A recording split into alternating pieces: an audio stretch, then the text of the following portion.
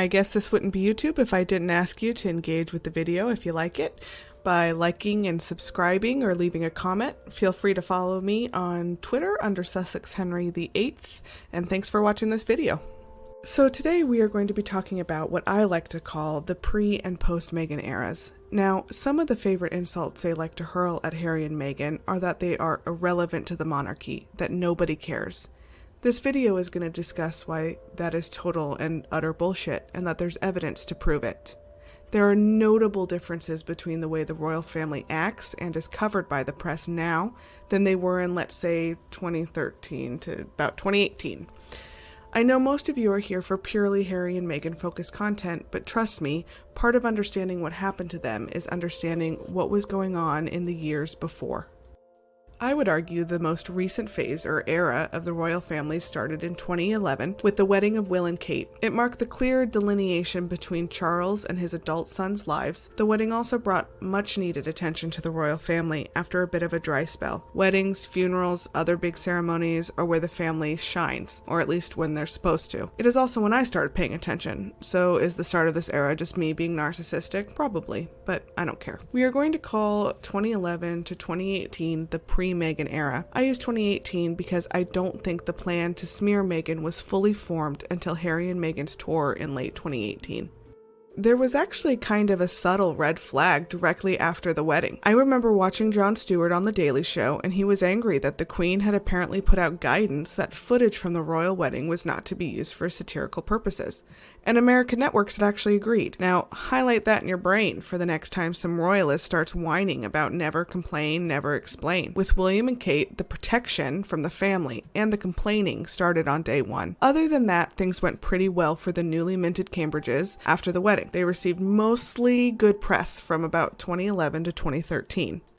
Then came the news that despite being close to 30 years of age, they weren't ready to settle down into royal life. The moniker, part-time senior royals, was actually made up for Will and Kate after there was confusion and questions among the press as to why their engagement numbers were so low. The headlines on the screen are just a small snippet of the negative press that the Cambridges received during the pre-Meghan era. I would also like to say that all of these screenshots came from friends on Twitter. Some of these articles are now hard or impossible to find. They don't show up using search engines. It's something we have noticed lately that there has been an attempt to clean up the pre-Meghan era of cam coverage. There's also this idea that things were perfect for the royal family before Meghan, and to be blunt, that's a lie.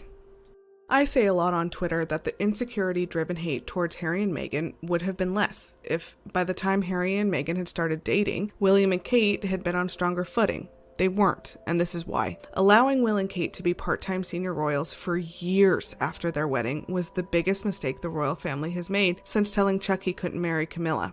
It reinforced an apparent work-shy, which is apparently the stuck-up British way of saying lazy, issue, and it meant that the Cams squandered the best press years they were ever going to get in the pre-Meghan era. If you look at the dates on a lot of these articles, you can see that 2014 was the start of a bad few years for the Cambridges. I will add here that in my opinion, the 2014 tour of Australia was the last quote-unquote good tour the Cambridges have had, and that was only because Baby George. It is a reoccurring theme that reputations in the royal family seem to live and die in Australia. Then, in 2016, came the reports that William wasn't even working at his helicopter gig, including whispers that he had to be accommodated to get enough training hours. It became clear that the Cams had been using William's supposed job as an excuse not to do royal work, and royal work as an excuse not to do the supposed job. I mentioned this period in my intro video because it forever changed the conversation on Tumblr. A lot of people just left. Those who remained seemed to get even more entrenched in their defense of the Cams. I left. Their tours during this period either landed completely flat, were called boring, or had a scandal attached to it. Not exactly great when a big part of keeping you around is supposedly to promote the UK abroad. Then came the big, the bad, the ugly. In this part of the video, we are going to have to throw around the word allegedly a lot, since a certain prince has a history of sicking his legal team on anyone who dares talk about it. Now, the big event was preceded by other rumors and photographs. William has been embarrassing Kate since they started dating. See the full-on boob grab on the bottom right. but we'll just focus on after marriage for the sake of brevity. 2017 got off to a rockin' start when William was photographed cavorting with multiple women who were obviously not his wife. 2017 is also when, again, allegedly, the affair with a neighbor and a close friend of Kate's started. Now, the timing on the big, bad, the ugly is a mess. I will be the first one to admit that. It didn't spill into the public sphere until March of 2019, so this event straddles the pre- and post-Meghan era. But it's clear that in late 2017, or early 2018, the royal family and the press that covers them knew they had one hell of a cheating scandal brewing. Now, let's go back in time for a second to 2016, because here comes Harry and Meghan. The first reports of them dating happened in late 2016, followed by the first public engagement at the Invictus Games in September of 2017, preceding their announcement of their engagement in November of the same year. They are married in May of 2018, go on their first big tour in October, which coincides with them announcing that Meghan is pregnant with Archie. So in the span of 2-ish years, everything in the pre-Meghan dynamic has changed. Harry is no longer the affable third wheel to the cams. It's obvious from their first engagement in 2017 that Harry and Meghan are hot as a couple.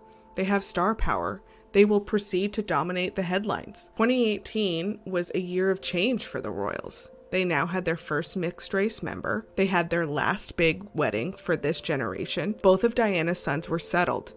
They could have chosen a different path, but instead they chose to vilify Harry and Meghan in a mix of racism and jealousy. Let's enter the post-Meghan era. Harry and Meghan continue to dominate the headlines, most of it negative, and at this point I would argue the palace, specifically Kensington Palace, is helping. 2019 is a mess, Archie being the only bright spot, but I digress. In March, the news of the alleged affair becomes public, starting with a weird article about a falling out among rich white ladies. Social media becomes ablaze, and William's lawyer is now booked and busy. The literal day after the article about the turnips breaking up comes out, writer Richard Kay publishes an article in the Daily Mail, and I have included a snippet here. Remember just a few years ago? The pre-Meghan era?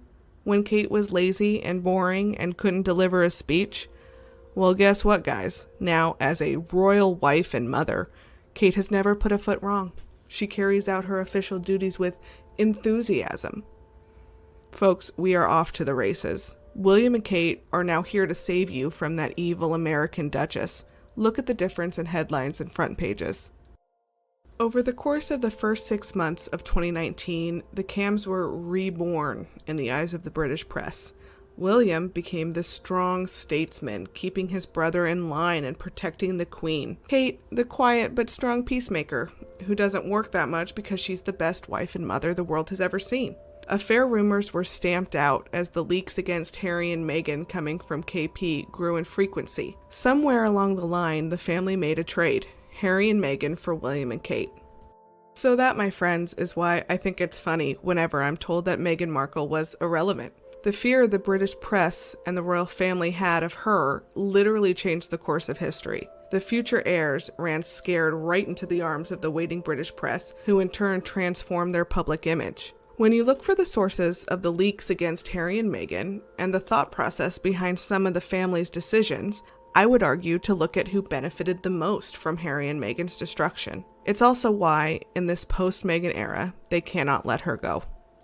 And that's all for this one, guys. Thanks so much for listening. Hope to talk to you soon. Bye.